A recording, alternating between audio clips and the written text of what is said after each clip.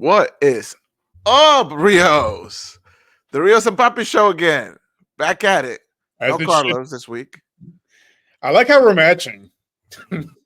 I know. Like Carlos could never. No. Welcome though to another week on the Bring on the Blitz podcast. Um, talking about Texans versus Jacksonville this past weekend, and maybe a couple other things we'll talk about. Maybe some Davante Adams trade possible destinations. Yeah, well, we're going to Um, cover the good, the bad, and the very, very, very ugly of this the past Sunday. very ugly, man. The Texans continue to just just playing So passable football compared to the expectations. We're gonna read some of the stats here in a minute, but give me your thoughts on the game overall before we really dive into it. let's start with the very, very, very ugly, which is the pre-snap penalties. It continues to be an issue. This week wasn't so much Laramie Tunsil. He kind of cleaned it up a little bit. Yeah, He had a it couple was holes. more of like everybody else wanted to catch up to his penalty, right? Yeah, we'll get to that in a second. Like, outside of those, he cleaned it up a little bit. So, kudos to him for that. But he did have two holding penalties that kind of stalled drives. One was just, I'll be honest, man, it was just being lazy. Like, it was just inexcusable. I know The what other you're talking one, about. like, it kind of saves each from taking a hit. So, hey, that one I can live with because it was one of those plays where the play broke down and CJ kind of had to roll out of the pocket unexpectedly towards the left side. And, basically whenever you're a lineman, your hands are already up tight and because you're expecting to hold for like just a couple of seconds so the quarterback can get rid of the ball. But when that doesn't happen, sometimes they are unable to release and then they're always going to throw that flag. So, I mean, it is with that. But everybody else, good Lord. It was definitely a tough watch on the offensive line. The offensive line continues to be an issue, and I would say one of the main issues of this team overall, not just the offense. It's just even though Texans are 3-1, they got away with the win. It was another case of Texans versus Bears or Texans versus the Colts. They're just barely scraping these wins.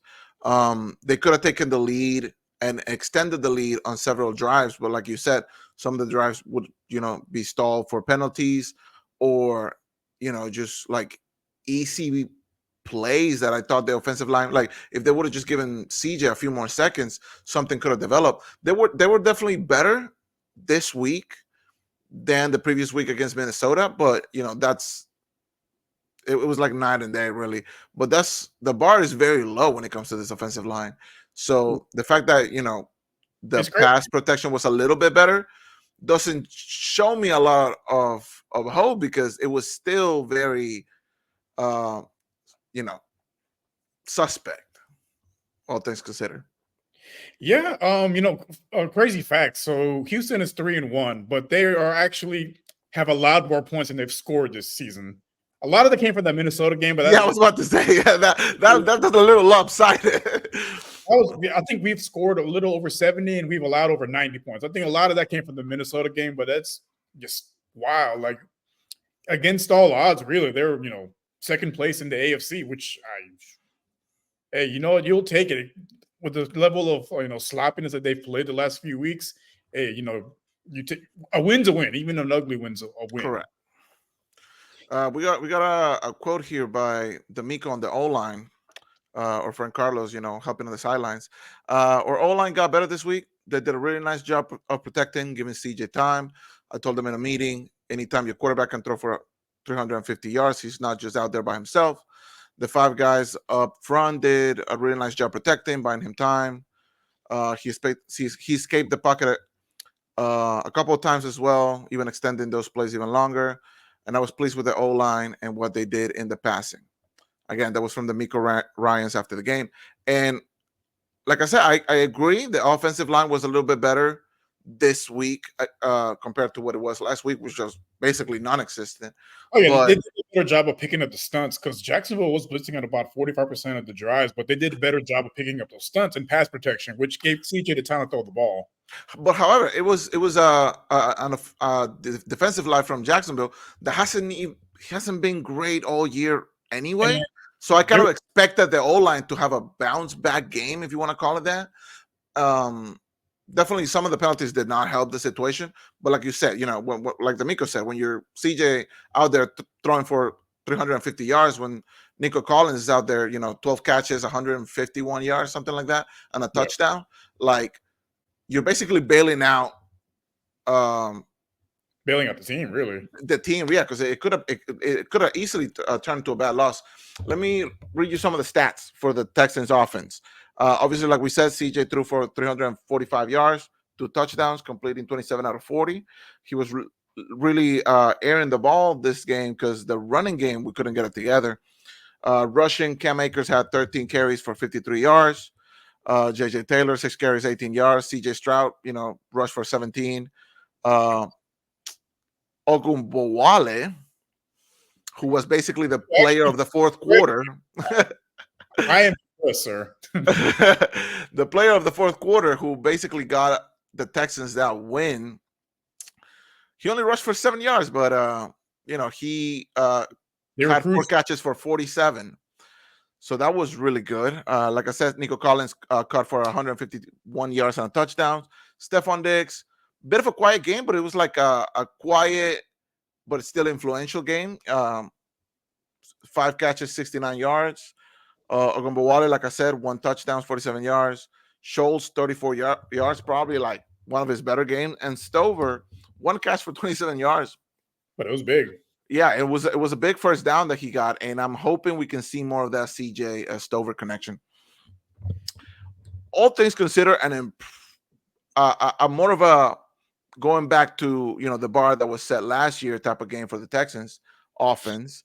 But again, it was a Jacksonville team that hasn't won a game this year. They don't know what winning feels like so far this season, and they still took the Texans to like the last 20 seconds.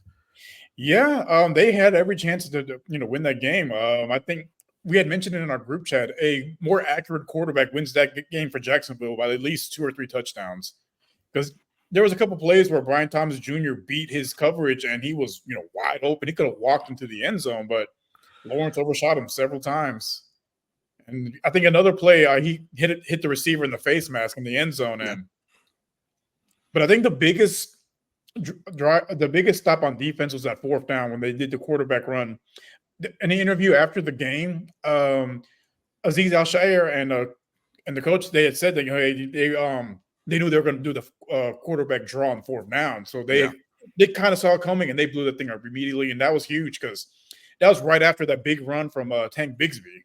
Yeah, and like if Jacksonville takes the lead, then it was a different ball game. I mean, the Texans didn't do themselves a lot of favors. The special teams, within that, what was it, like a punt return or the kickoff? Oh, Steven Sims, yeah, they gifted them 7 points in the very beginning of the game. I mean, if you see the ball is about to hit inside the 10, don't try to fair catch that. Just let it bounce. Honestly, because that thing is going, to the end zone. But it was, and it's either going to be a touchback or at worst, it goes from fair catching at the 10 to like a drop into the 5 or the 4. Like, it's not that huge of a difference. And it was just another showing of this Texans team just making small mistakes that would it have been any other team besides Jacksonville, it probably would have cost the Texans the game. Something that happened so early in it. Again, an impressive 2-minute drill from CJ and the offense towards the end. And the defense did hold their own. Like, again, we know Jacksonville is struggling offensively themselves. Trevor Lawrence isn't really playing up to his contract, but the defense is still managed to, keep them at bay, giving the offense a chance to win the game. Like we mentioned in the last 20 seconds with a really nice play from CJ. I really thought that we were going to run the ball then. I'll tell you why they didn't run the ball. So I got some of the advanced statistics right here. So basically, every time they tried to run the ball, it was a -4 EPA, expected yards and all that. Yeah. -4. That's ridiculous. I could give you -4. You might as well put me out there. But every time they threw it to Nico Collins, It was a plus 0.76 EPA. Night and day difference. It was basically they did themselves no favor trying to run the ball. And it goes back to the pass protection. I mean, the run blocking protection. It's been pretty bad across the board from every single person on that offensive line. I think one of the worst ones in coverage blocking right now is Kenyon Green. We were kind of expecting him to have a bounce back season. He was fully healthy through camp, was able to play in the preseason. Started off okay against the Colts, but he's kind of regressed. He had a really good game against the Colts, but ever since then he's been kind of missing, right? Yes, since week 2, basically he has been graded at a 38.6, which is the worst out of any offensive lineman. Like in the league? Run blocking, he's a 45.1, which is third worst. He's allowed the 4th most pressures. Okay. 3rd most hurries, and he's 3rd worst in penalties. King Tunsil is is Tunsil number 1? Tunsil is so good. He's number 1 and 2 on that list. I'm willing to bet. Yeah, it's a little concerning with some of the undisciplinedness of the offensive line. This past game, the pre-snap penalties came from Shaq Mason, which was a little surprising because he's a veteran. He is been very steady. He's very very disciplined. You don't really see him get a whole lot of holding penalties or false starts, anything like that. So it was a little surprising from him, seeing him get a few flags, on consecutive plays at that too. And like we've talked about a little bit last week as well. Like I think it's like a coaching thing that like they really need to get more consistent when it comes to these little silly penalties that they're committing, stalling drives, turning like a 2nd and 5 into like a 2nd and 15, just making it hard on themselves. Not just that, on the defensive line, they didn't generate a whole lot of pressure on Trevor Lawrence. I mean, he's, to his offensive line's credit, they gave him the fourth most time in the league as far as time to be in the pocket and be able to be able to move the ball down the field. And he had time on Sunday to throw the ball. Yeah, it was mostly a case of him not being accurate enough. Yeah, then maybe the Texans putting pressure on him. Because he had 1 sack, which came from Eric Murray, which we'll get to him in a little bit as far as the very ugly.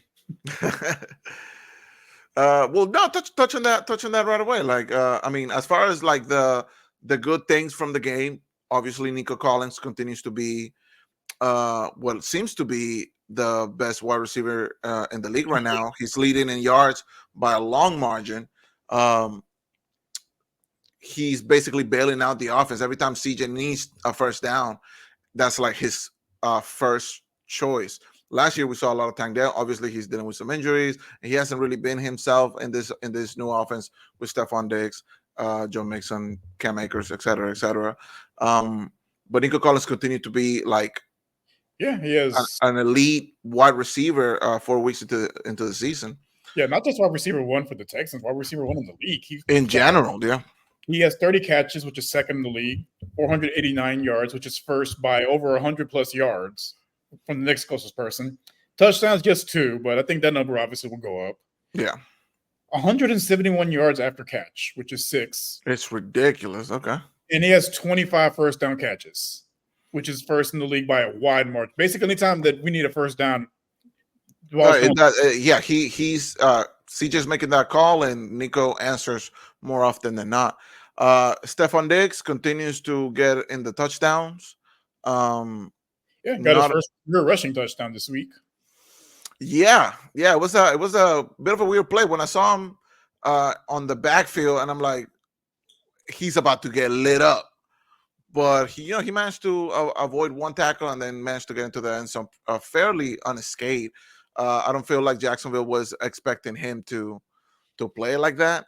Which was kind of refreshing to see them, trying something a little bit different. I think, on other shows, I have called out some of the play calling from Bobby Slowick because it's been a little too conservative considering the weapons they have on offense. Not a whole lot of creativity. A lot of what we anyone that's followed the team for years, like one of the issues that Gary Kubiak had, towards the end of his tenure was becoming very predictable. Like you could almost call out the play before it even happened, and other teams picked that up on that as well. And with Bobby, I don't think we're there yet, but like there are some instances where like you can kind of tell, oh, it's going to be a run up the middle. Oh, And the run wasn't particularly great. I know you mentioned the O line, the run blocking not being not up to um, par. amazing, but obviously we're missing RB1 Joe Mixon for the Texans. I believe they said that his injury update is kind of like day to day. I don't think they've mentioned whether or not he's going to play next week. He should. From what the some of the beat reporters that were at practice on Friday said, they said he looked pretty well. He moved pretty good. They just wanted to give him an extra week because they know Buffalo is going to be a tougher test in Jacksonville. I think they believe they can, win. They could beat the Jaguars without Joe Mixon, but they're really going to need him against the Buffalo Bills. Yeah, because we were watching the Bills Baltimore game, and I remember you said something in the group chat like this Buffalo team is very vulnerable to the run, and if the Texans can not necessarily lean on that, but use the run as a weapon in trying to catch him off guard type thing, because we know CJ can throw the ball. I mean, he just threw for 340 yards. It's probably his best stat line of the year so far. Yeah. But with a healthy Joe Mixon, or even like a Cam Akers that's out there, and actually trying to make plays, we can definitely end up coming up with the dub against Buffalo. But Buffalo is going to be a difficult game nonetheless, even though they just got spanked by Baltimore. Baltimore is is one of the teams we expect to be contenders when it's all said and done. Yeah. What do you think? Well, before we get into Buffalo, talk to me about the bad in general, man. Just the ugly. Just to touch on the rest of the bad and the very ugly. The very ugly is the coverage outside of Derek Stingley. Derek Stingley had himself a game. He was he's getting back into that groove, man. Yeah, he's had a couple shaky moments throughout the season, but this past game, like he was back to the Stingley that we all, are used to, being a shutdown corner. Mm-hmm. His BFF grades this past week was a 90.3 in coverage, which is, top 5 among the corners. He only allowed 2 catches for 11 yards. Like he forced 2 incompletions. So he was, a shutdown corner on his side of the field. The other side of the field was where the concern is a little bit. So with Lassiter, he's had a pretty good season up until the Jacksonville game. He got beat a few times, took a couple bad angles on some tackles that went for big gains. But, it's rookie mistakes. You can live with that. Because for the most part, he's been pretty solid in coverage. But they got to figure out what they're going to do as far as coverage with the safeties. Eric Murray cannot be covering guys like Brian Thomas and Justin Jefferson. Like, they have to figure out something. I don't know why they can't continue to have him out there as, with the starting group. He is just not very good. He's a great special teams player. He'll make plays, when you need him to, but he should not be out there, covering guys that are like wide receiver 1, essentially. Yeah, basically on every single snap. There's just no way. What do you think the Texans need to do moving forward as far as the safeties go? Because it was one of those positions where, we knew hopefully they're going to start using Petrie to his strengths, but through 4 games have been a couple of moments where Petrie has been burnt on the streaks or the slants, and it kind of makes you wonder, like, if Petrie can be a shutdown run type of safety, like can the Texans get moving forward to be the shutdown safety, like in the air? Because none of the safeties right now in the Texans defense seems to be like fill me with confidence. Like, when he's out there, like with Stingley, manning up whoever they need to be man, I can count on that safety to be that safety net, basically. Well, the easy answer in the offseason was Justin Simmons. I mean, he was right there for the taking, because I think we had mentioned in a few times, in the offseason, one of the areas of concern was the secondary, particularly the safeties. Mm-hmm. Luckily, they've been playing Jalen Petrie a little closer to the line of scrimmage in the star position, which he played at Baylor. He's got, ups and downs for them, but he's been fairly solid for the most part. Not spectacular, but solid. You can live with solid. Jimmy Ward, I mean, he's going to miss a few games every season. That's just, since it is, 49ers. That's part of his game, basically. It's just his playing style. Like he is a very aggressive tackler, and Yeah. he's bound to get injured, and because he plays at 100% in practice and on the field, so it's going to happen. So I would like to see him to play Caleb Bullock a little bit more. He had made a game saving play. He did because was that Etienne? No, that was Tank Bigsby. That was Bixby. Yeah, he made the tackle like maybe 4 yards off the Yeah, end zone. he tackled him inside the 5. I mean, that was one of those plays where you're like, most defensive backs would have just made business decisions and just gave up. But he hustled. He hustled. Yeah, to the very last inch. And Coach called it out. It's like, yeah, that was a game saving play because if they scored because three downs later, Trevor Lawrence threw to the corner of the end zone and Stingley shut that down. So, that was before the QB draw play, correct? So, without that stop, the Texans definitely lose this game. Definitely. Another thing that's concerning is I mentioned a little bit earlier in the episode was the lack of production from the defensive ends. They didn't have a good game. They haven't been as good as we thought they were going to be. Like, because the advanced stats say they get a lot of pressures, but I mean, outside of that Bears game, not a whole lot of sacks. Not a whole lot. Will Anderson Jr., I thought year 2 was going to be not like a breakout year because we know how good he was last year, but more like a step up. And so far, he's had a quiet, start of the season. Barely mentioned. I think he ended the game with only 2 tackles. Yeah, it was only 2 tackles. So if you look at the stat sheet doesn't look super impressive, but one of those tackles was in the inside the 5, keeping them from scoring. So he had an impact on the game. It's just I would like to see more of an impact. The defensive tackles have done a pretty good job. The former Jaguar Foley, he made a key stop as well. He was part of that that stop on that that QB draw on 4th down, because him and Aziz, they called it out and they were able to diagnose the play and break it down and stop them from getting into the end zone. Which I really like Aziz. He's been like one of the unsung heroes of that defense for sure. Just 4 games into the season. Enough of the negative. Let's talk a little bit about the positives. So one positive I do want to point out is CJ Stroud. Some sophomore slump he was having, huh? To be fair, through the first 3 games, especially that game against Minnesota, the offensive line was doing him no favors. But he is finally getting back to the groove of things. 350 yards. You don't get that every day from most quarterbacks. Especially NFL right now, because passing's down. Just passing in general has been down. Well, we talked about it in our other show with some of our friends. Shout out to Sam and Dallas. Not you, Carlos. You suck. But it's he had a really good game. Not just in the stat sheet, right? Because you can see that you see the numbers and it's impressive. Just the way he was out there extending plays, making tough catches, tough throws, and Nico Collins being like the always open, the best complement to this the way CJ plays the game. Honestly, without Collins, I don't see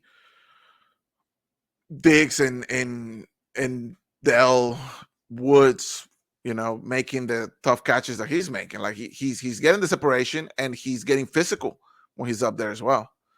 Yeah, he's definitely taking a next step up. I remember in the offseason, some people were a little concerned about him getting the big contract. Like, oh, he's only had 1 good season. But like, if you look at the tape from last year, you can see he earned it. It was a night and day difference, and he's only going to get better. And he has gotten better in this past season.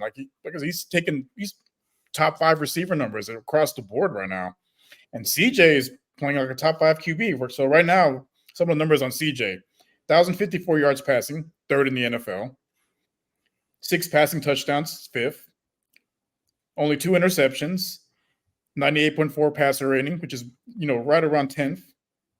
And 67% completion rate, which is, about 15th. Not too shabby. Not too shabby for a year 2 quarterback.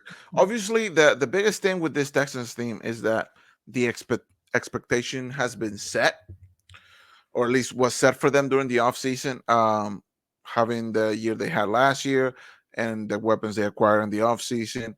Um, we thought that they were going to play better football. I mean, they're still 3-1, It's a but slap one but though. none of their wins have been convincing, and the one loss they had was a very convincing loss.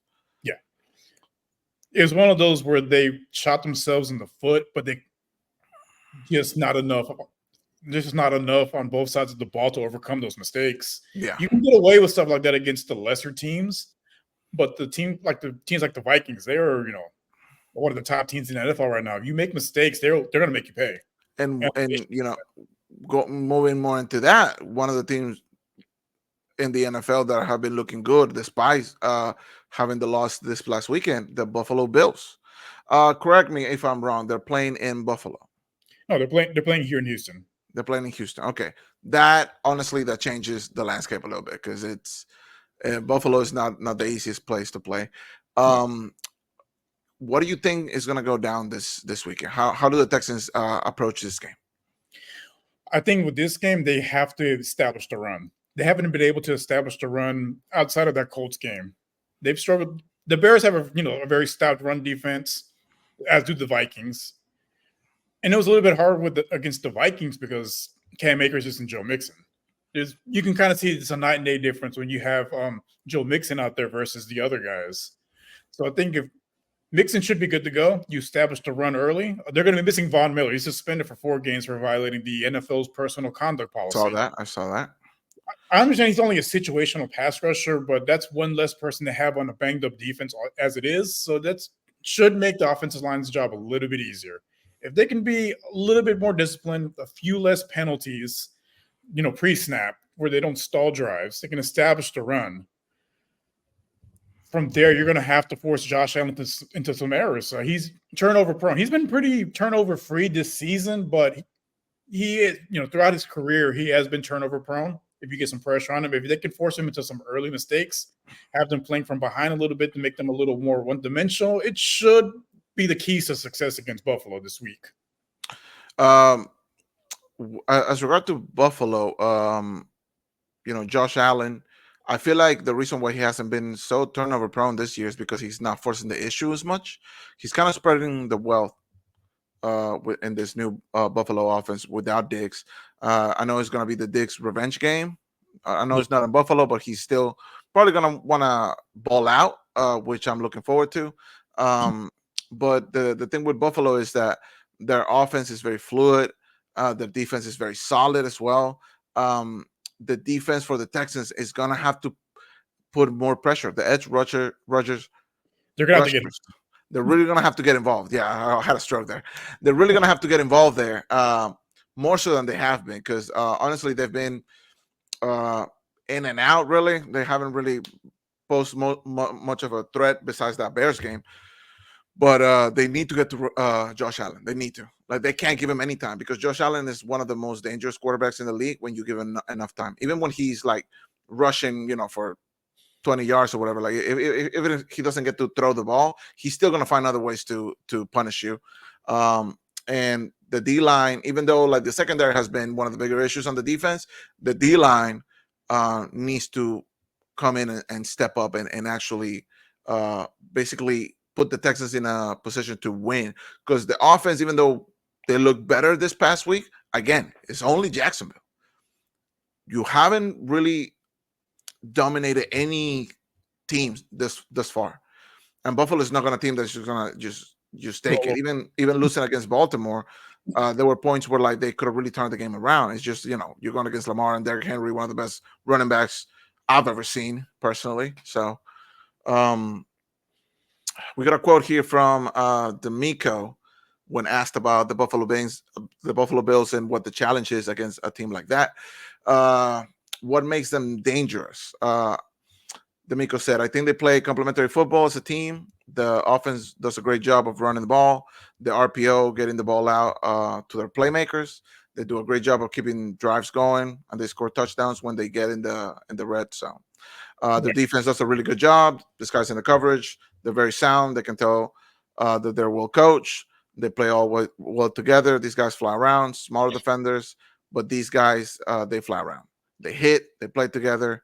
I think that this is why they're been a really good team the past few years. And Yeah, he's spot on with that.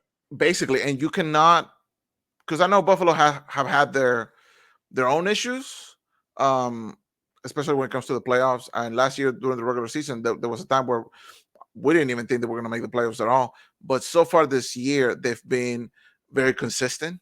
Even in the losses, they've been very consistent, very dangerous. Um, I feel like again the Texas defense is going to have to be probably the biggest contributors if the Texans want to walk away with a win. Establishing the run, as long as Joe Mixon uh, and probably Cam Akers. I'm pretty sure Joe Mixon, if he does play, I don't think he's going to get every single snap.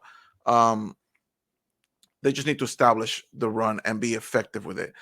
Averaging 4 yards a carry is not going to cut it against a Buffalo team who, like, in just a couple of plays, they can be in the red zone, and you know how punishing they can be once they get there. Any standout player that you predict is going to have a good team? I mean, like a good game against the Buffalo Bills. I mean, besides the obvious guys, and TJ and Nico. Yeah, because so far it's been like unsung heroes here and there, right? Obviously, Nico has been number one target for CJ, but Ogumbawale basically got the win on that fourth quarter. Yeah. The Fairbairn, the kicker, basically won the Texans' first two games with how clutch he's been. Do you think anybody's up for a big game? Tangdale might play. He might not play. We still don't know. He should be clear to play. I hope he does. I hope he has a good game. And that's going to be the one I think is going to have a breakout game. He's due for one. Because I think is going to focus on Nico. They're going to throw everything at Nico and Diggs, because they don't want to have they don't want that Diggs revenge game either. So that's I can really see them focusing on Diggs a lot of that game. So there's going to be a lot of single coverage on Tank Dell. If I was the offensive coordinator, I would take that into account, and I would focus on trying to design some plays to get Tank Dell the ball in his hands. He's one of more your dynamic playmakers, especially in space. But you got to design plays to get him the ball. They haven't done a really good job of doing that this season.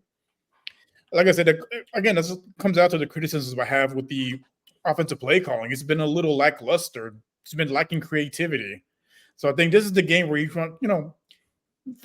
design some plays, try to get the ball to Tank early, get him going, get his confidence going.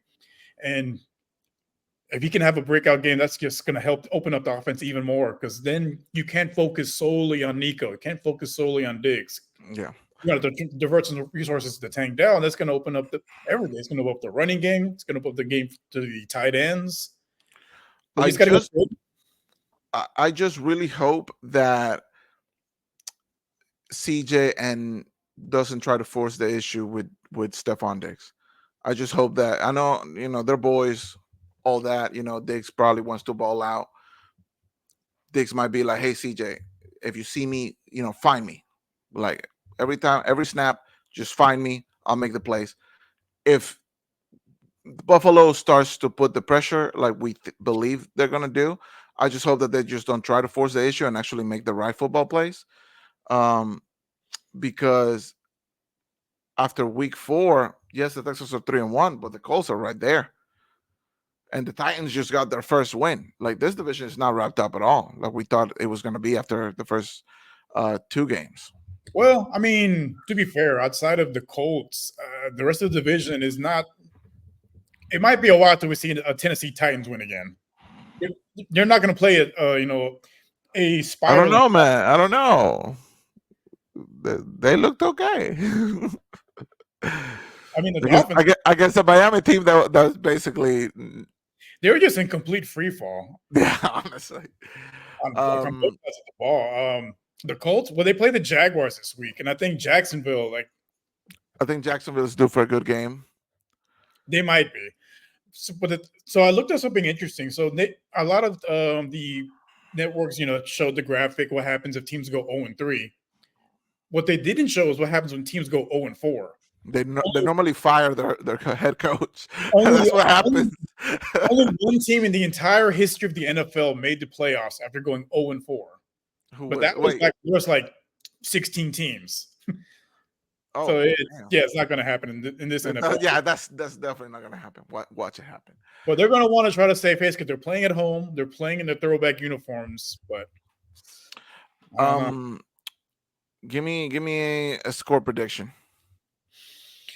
So the over-under from Vegas is 46.5 points, with Buffalo being a 1-point favorite, which I can see. Like I said, even though they had a really ugly loss this past week, Josh Allen is probably the second best quarterback in the NFL right now. Yeah, definitely. I expect it to be high scoring. I think you got two top 5 quarterbacks going head to head. It's going to be a lot of points on the board. So I'm gonna go with the over on the Vegas odds. I'm gonna go 28-25 Texans. They win on the last second Kaimi Fairbairn field goal. Old reliable. Basically. I'm gonna take the under myself. I don't think it's gonna be super high scoring. I feel it's gonna be gritty, but it's still not gonna be like a kind of like a Bears game. It's gonna be more like the Colts game that the Texans play. I'm gonna say like 20-17 again. A Kaimi field goal to seal it. I'm hoping a good game from the defense, Will Anderson especially. Him and the whole D line really need to step up for this game if the Texans want to come out with a W. Let's talk about some news that we just seen a couple of hours ago. Davante Adams asking for a trade. We thought that this was going to happen if the Raiders didn't start to a hot start. Didn't catch anybody off guard. No, not at all. However, now the question is, where do you send him? Where does he land? And what can the Raiders actually get now that he's like requesting a trade? They've lost basically all the leverage. Well, they came out and said they want at least a second rounder, and I can't remember if they said they want another pick or another player, but I think the second rounder is the starting asking price, which, given his age and contract, seems a little fair. How old is Davante Adams? 30. 30? Yeah, he's still got it. I mean, to me, he's still one of the best 5 wide receivers in the game. Yeah, he's one of the best at creating separation from the line of scrimmage. His footwork is, top notch. Elite. Let me see, because I need to pull up a report that was talking about several teams that could be in the hunt for him. I think the most obvious choice is the Jets reuniting with Aaron Rodgers. You think so? The Jets are horrible, dude.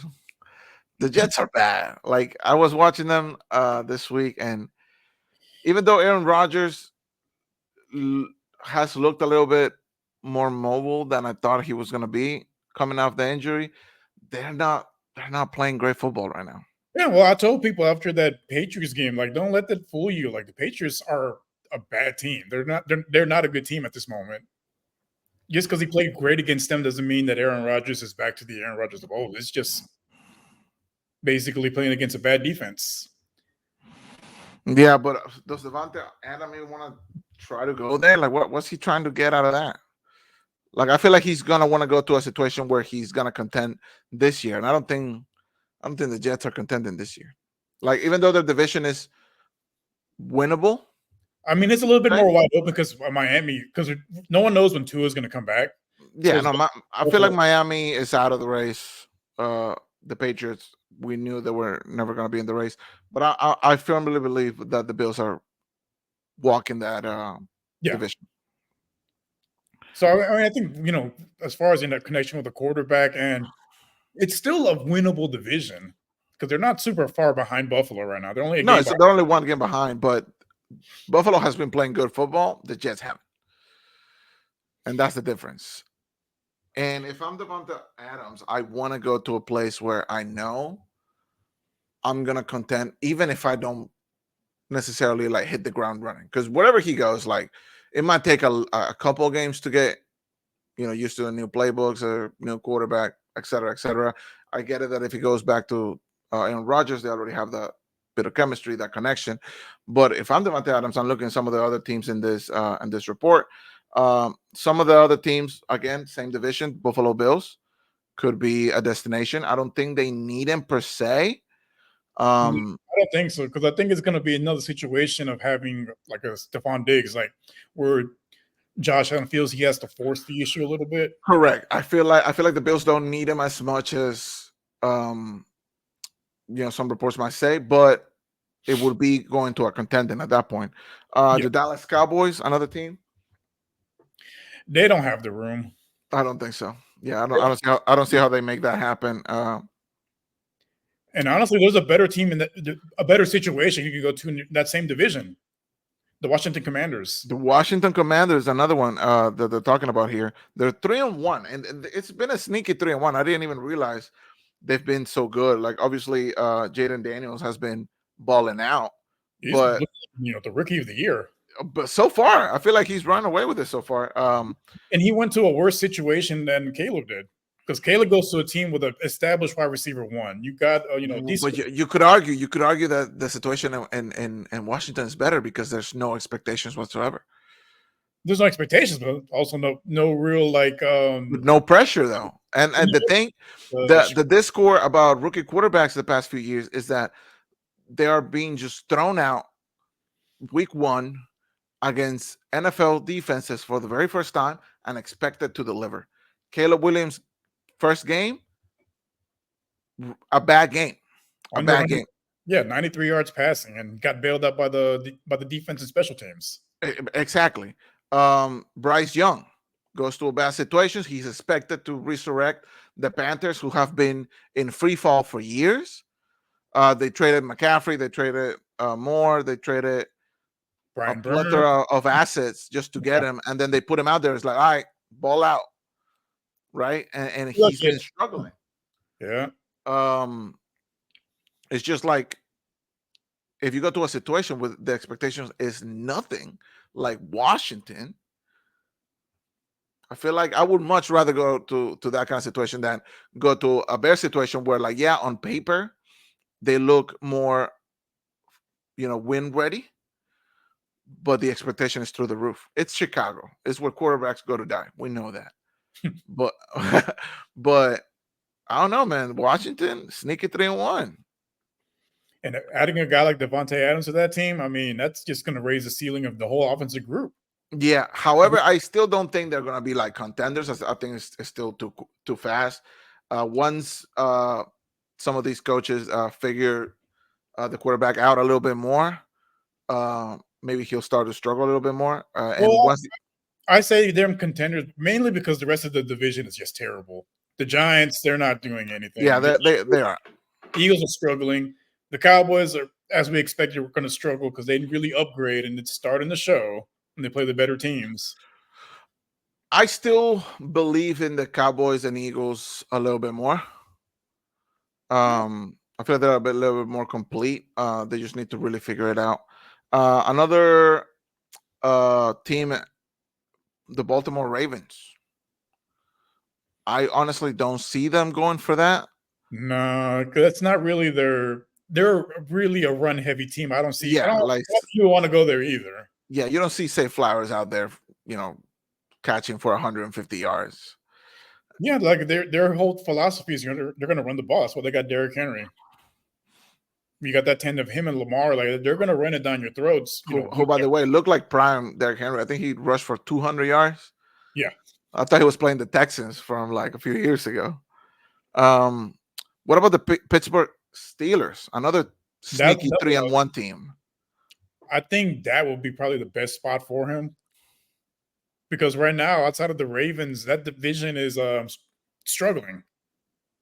They are, and Justin Fields looking, like a little bit of the Justin Fields we thought he was going to be when he first got into the league. Yeah, it takes going to the right environment, having the right coaching staff, and instilling that confidence, and running plays that suit your skill set, and having actual playmakers in the on the outside. And that's the exact same reason why I haven't given up on Bryce Young. I still think he's a very talented quarterback who can make it in this league. I just don't think the Panthers is a good Yeah, program, not he needs program, to but a be good place for him. he needs to be in the right situation. He's one of those quarterbacks. He kind of needs everything to be like not perfect, but he kind of needs a lot of pieces in place for him to succeed.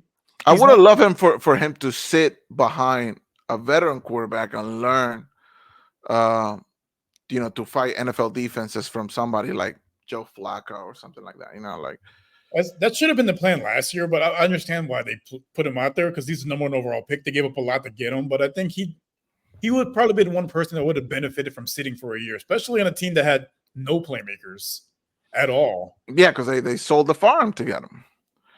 Another team, interesting one, Los Angeles Chargers. That I don't see because they're very similar to the Baltimore Ravens. Jim Harbaugh was essentially running the offense he ran in Michigan, where they just run it all game and a few key passes here and there, but it's mostly just running the ball. I don't see him going there. I feel like Davante changes that offense a lot. Obviously, Quentin Johnson hasn't looked as bad as he did last year. But you add Davante Adams to that offense, and I feel like it's game change. It would be game changing for them. I still don't see it happening, but I No. wouldn't be shocked if it does, more so than some of the other things we already talked about. But the one team that, as soon as he requested a trade, I went, oh, this is the landing spot for him. Again, I don't know how they get it done. I don't know what kind of assets this team has, but the Chiefs, the 4-0 Kansas City Chiefs, we know their wide receiving core is almost non-existent. They just lost Rice to injury. You look at Davante Adams, like the Chiefs are looking to go for the three-peat. How is this not the destination that you want? How do you not go to the Raiders? It's like, send me to Kansas City.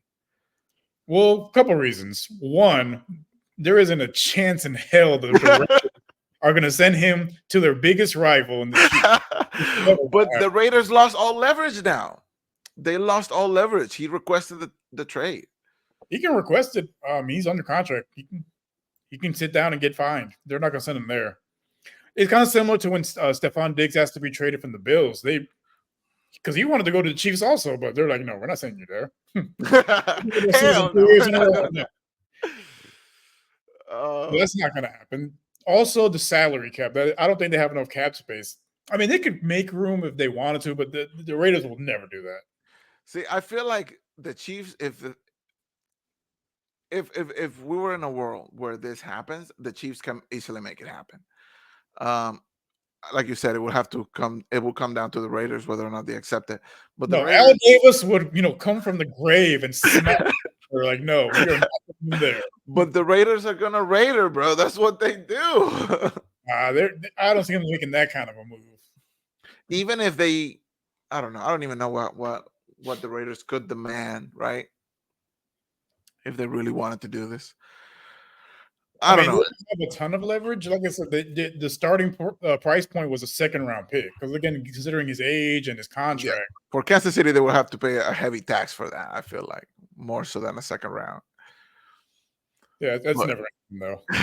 Maybe in Madden, but not in the real world. I don't know, man. As soon as I seen it, I'm like, oh, the Chiefs need a wide receiver, and I know they're gonna try to go all in, like this year. Yeah, but the Raiders they already got the refs on their side. We've seen so. Yeah, the Raiders are not going to gift wrap the Super Bowl to the Kansas City Chiefs. It's just not going to happen. You think that would do it? You think they get like a not even?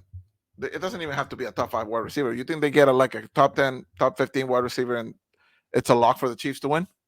I think with the Chiefs, they're gonna play wait and see with Rashee Rice and see how severe the injury is. If it's not season ending, I see them just riding it out till he comes back. Just throwing the water boy on the slants. Be like, all right, he'll find you. Mahomes will find you. He has looked really good so far, and he's had the longest touchdown of the season so far. Like that was the first time I seen Mahomes throw a pass over 50 yards since Tyreek was there. I mean, yeah, because you trust Tyreek to actually get to that ball. I don't know. I feel like it's very interesting. I don't know when the trade will happen, if it does indeed happen. I just hope he doesn't go to like a random, like non-consequential team like the Rams or the I don't see. Packers, something like that. Like I just don't. No, he I just wouldn't hope. keep going back to Green Bay Yeah, no. because I just hope it's a team that actually like let's look into go all in. That's when the league is the best, when teams are actually trying to win and they're just not conceding like, oh yeah, the Chiefs will win it this year. yeah, I think this year, one of the there was a report that one of the scouts said that this upcoming 2025 draft class is one of the weaker ones in recent time. There's not a whole lot of like first round graded talent, so that you're not going to see a lot of teams tanking like they did, say in 2023 when you had that draft class that had CJ, Yeah, AR, Bryce, Will Anderson. and I hope that's the case because whatever first rounders that the teams actually do get, they might get to actually try and develop them before throwing them out there to sink or swim. Whether they're quarterbacks or any other position, I feel like any 22-year-old, 21-year-old that's going into the league, and you're putting them against grown ass man. I feel like it's a lot better when they get to sit behind somebody and actually develop themselves, grow into their bodies a little bit. Um, I don't want to see another Bryce Young, another Caleb. Honestly, he is looking a little better week by week. He's starting to put up some numbers a little bit. But he still has that college mentality where like he thinks like, oh, I'm just gonna scramble out of the pocket and make a play.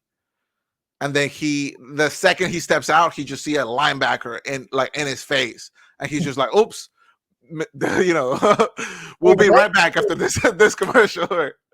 You can't teach accuracy. That's something you have to develop on your own. He wasn't accurate in college, and Yeah. I don't expect him to be super accurate in the pros. I think with him, it's going to be basically having enough big plays to outweigh the inaccuracies when he has to throw it into tight windows, throw with anticipation. That's just not his game. Yeah. Let's hope some of these kids can actually figure it out. Like some of the rookie quarterbacks have been actually balling out, like we said.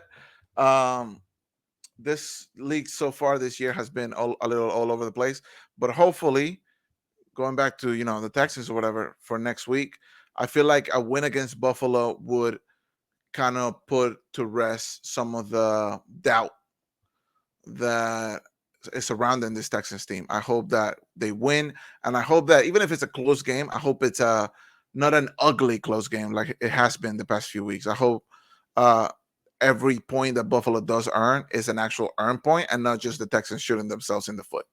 Yeah, they can't make the mistakes that they made against the Vikings and with the past game with the Jaguars. You can't give them great field position. They're going to have to clean. The special teams last year was one of the best special teams in the league, and this year it's been the complete opposite. The punter has been kicking, shorter punts than that we saw last year, and it's giving the opposition, great starting position. Yeah, better field position. Let's just hope they figure it out, man. And I'm sure we'll be back next week, and we'll talk about what a commanding win they had over Buffalo. But we're probably gonna wrap it up. Hopefully, it's more positive than ugly and very ugly. Like we had Honestly, I hope so. Shout out to the Houston Astros. They lost today, but I'm sure they will come back. It's only the Tigers. Please. I'm not freaking out just yet. I know you were like all over on the group chat, loosening it a little bit, and I agree with you, but I'm not completely freaking out. Follow us, Blitzpot, on YouTube, Twitter. Yeah, I still call it Twitter. Sue me. We'll always Twitter. And follow us on our other shows, the Just Fans podcast. We're probably going to do a show tomorrow with some of the AFC South guys. We'll go over more in depth into some of the other games, not just Texans. And Carlos will probably be back for that. We don't know. Haven't seen him in like 2 weeks. Right? Why not? Find out next time on Dragon Ball Z. Any final words before we head out? You don't have to. You don't have to. Or you can just make it up on the spot, whatever you want. Yeah, happy spooky season, everybody. Spooky season. I know. Halloween, brother. Halloween. It's October. Where has the year gone? It's the Astros invitational now. Yeah. So let's hope it's a good October for us. All right, guys. Thank you guys for watching. Sorry this wasn't live. A few last minute changes. Our schedules have been all over the place. A little bit of that is my fault, but hopefully we'll be back live next week. And yeah, follow us everywhere. Thank you to our Skina network for having our backs and whatnot. Shout out to Full Steam Ahead or Boys covering Astros. I'm sure I'm going to be talking to them a lot this postseason about how are we starting Framber in game 1 when we know that he struggles in high pressure moments. Anyway, see you guys next week. Thank you for watching. Peace.